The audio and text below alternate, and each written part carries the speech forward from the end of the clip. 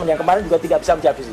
Apa yang dicari itu? Nah ini dia lagi mencari, ya dia sedang mencari kelulusannya, ya gitu. Jadi dia penyebab semua ini. tambah sedikit ya. Jadi assalamualaikum warahmatullahi wabarakatuh. Saya hadir di sini adalah untuk membersamai ya sahabat-sahabat kita semuanya. Prinsipal Dr. Leonie Lydia ini bukan orang lain. Ya beliau sudah bersama-sama saya, bersama-sama dengan Pak Lukas, bersama dengan Mas Syam. Kita juga membongkar adanya Jason Script ke dalam kegaduhan Sirekap, sistem informasi rekapitulasi pemilu. Dan kami juga waktu itu memenangkan juga di KIP dan terus berjalan ya. Jadi artinya kita bongkar sebenarnya kepalsuan yang ada pada pemilu tahun 2024 yang lalu. Jadi saya bersama beliau-beliau dan saya mohon maaf tadi memang agak terlambat karena saya tadi acara di Pulau Mas sampai siang, tapi saya mengikuti terus melalui siaran langsung dari teman-teman semua. Terima kasih. Dan tadi saya setuju dengan apa yang disampaikan oleh Pak Lukas bahwa telah terjadi bukan keterbukaan informasi publik, tapi ketertutupan informasi publik. Ya, jadi harusnya uji konsekuensi menjadi uji konspirasi. Karena apa yang seharusnya dibuka itu malah ditutup.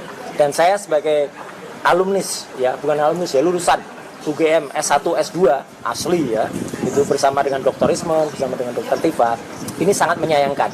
Statement yang saya lihat statement yang aneh ya, sangat paradoks. Karena pada tanggal 15 April 2025 yang lalu, Wakil Rektor UGM, Prof. Wening Udasmoro, itu dengan bangganya mengatakan, UGM memiliki predikat nomor 2 seluruh Indonesia PPID-nya. Kalau nomor 2 aja gagap kayak tadi, saya nggak bisa membayangkan yang lain-lain kayak apa. Ya, karena tadi sampak betul bahwa UGM itu tidak memiliki pengetahuan terhadap keterbukaan informasi publik. Konyol sekali tadi yang disampaikan. Informasi yang disampaikan termasuk ya 505 dokumen yang diserahkan ke Polda Metro dan kemudian mostly semuanya dihitamkan. Itu kan merupakan sungguh sesuatu hal yang sangat-sangat aneh. Dan tadi tidak salah kalau sempat nama saya sempat di sounding, karena pada saat pengumuman, kalau teman-teman lihat pada saat podcast yang dilakukan oleh Rektor UGM, Profesor Dr. Ova Emilia, ya sebelum yang 3 menit 57 detik, tapi yang sekitar 20 menit yang lalu pun nama saya juga disebut juga. Satu-satunya nama selain Joko Widodo yang disebut itu nama saya juga. Apakah Roy Suryo kalau ditanya juga akan disampaikan informasinya. Menurut saya semua harus diberikan oleh UGM. Saya setuju ya Dr. Leonie, UGM jangan buang badan. Tampak betul bahwa UGM itu sangat buang badan di lapangan. Juga tadi ada pertanyaan dari lawyer yang mengatakan soal IP. Ini menarik ya.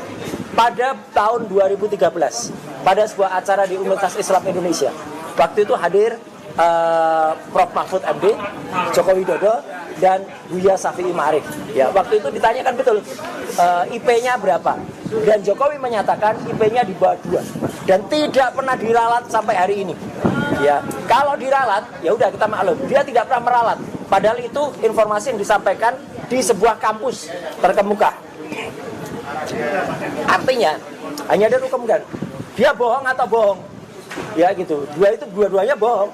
Kalau memang dia IP-nya di bawah 2, nggak mungkin lulus pada evaluasi semester di sarjana muda. Dan kalau kita perhatikan informasi terakhir kemarin dari Rektor UGM, ini sungguh membuka tabir malah. Dikatakan ada terminasi sarjana muda dan dia nggak bisa mengelak karena bukti di Polda Metro adalah yudisium sarjana muda. Teman-teman, yang tidak ada terminasi sarjana muda seperti saya itu nggak ada terminasi sarjana muda. Itu 5 tahun tuh cepat sekali. Dan 5 tahun tuh hanya bisa selesai kalau anak itu IP-nya 3 di atas. IP 2,5 maksimal ngambil 18 dalam 1 semester. Sekarang coba dengan kurikulum gabungan 122 plus 30 sekian, itu berarti 150 sekian dibagi 18 berapa tahun? Hampir 9 tahun, hampir 4,5 tahun. 4,5 tahun itu harus dikurangi KKN yang dia 1 semester sendiri, harus dikurangi skripsi. Jadi semua teori itu harus selesai 3,5 tahun.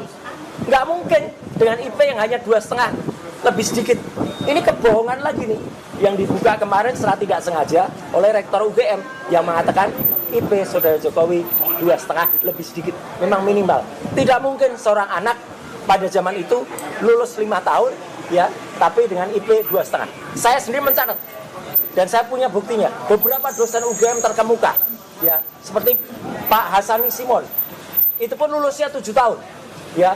Safri Awang profesor sekarang. Itu lulusnya di atas 5 tahun. Ya, kemudian ada juga Pak Kasmujo. Itu juga lulusnya 6 tahun lebih. Ya, masa seseorang itu bisa lulus 5 tahun dengan IP 2,5 lebih sedikit. Jadi ini saya kira harus dibongkar, termasuk juga tadi meskipun tidak tidak ada legalitasnya untuk KIP, tapi pertanyaan dari salah satu lawyer tadi yang mengatakan pakai kacamata atau tidak itu menarik sekali. Karena terbukti setiap orang yang lihat, orang waras ya, lihat wajahnya di Pak Soto dengan wajahnya dia sekarang, itu sama sekali nggak ada mirip-miripnya. Jadi sekali lagi, saya hadir di sini untuk membersamai tim Bon Jovi, ya gitu, bersama Pak Lukas Warso, Pak Syam, Bu Dr. Leonie Lydia, dan juga kawan-kawan yang lain, bersama juga lawyer Pak Petrus, itu agar maju terus, kita bersama-sama, dan saya juga sebentar lagi akan ke Mahkamah Konstitusi untuk membersamai Dr. Bonatua Silalahi yang akan melakukan gugatan terhadap seseorang yang sedang dicari-cari legalitasnya ketika dia mendapat surat pernyataan kelulusan dari atau penyetaraan dari Dirjen Dikdasmen yang kemarin juga tidak bisa menjawab sih. Apa yang dicari? Nah ini dia lagi mencari, ya dia sedang mencari kelulusannya, ya gitu. Jadi dia mencarinya nggak ketemu, dan nanti kan nggak ketemu karena surat pernyataannya itu pun yang dari Dirjen Dikdasmen yang kemarin juga kita bahas di sini itu sangat janggal. Dan waktu itu Dirjen Dikdasmen mengatakan, oh itu ada poin-poin. Jelas betul nggak boleh mengatakan hanya ada poin-poin. Ada 11 poin. 11 poin itu termasuk rapor 3 tahun. Nggak ada itu rapor 3 tahun. Surat kelulusan dari UTS Insert nggak ada juga. Saya pulang dari Australia membawa 5 contoh rekan tahun lulus 2005. Tidak ada satupun yang mengenal, ini sama dengan Pak Agus, ya itu sahabat saya. Dan kami berdua berangkat itu dengan uang sendiri. Nggak ada bohir, nggak ada apapun. Ya, taksi penuh, ya visa bayar sendiri, tiket jadi itu clear ya. Jadi sekali lagi teman-teman terima kasih semuanya. Hari ini kita makin membuka dan ini makin terbuka. KIP nanti akan membongkar, MK akan membongkar, dan masyarakat yang paling penting dibantu teman-teman media dan YouTuber itu akan terus membongkar kepalsuan ini. Terima kasih. Wassalamualaikum warahmatullahi wabarakatuh.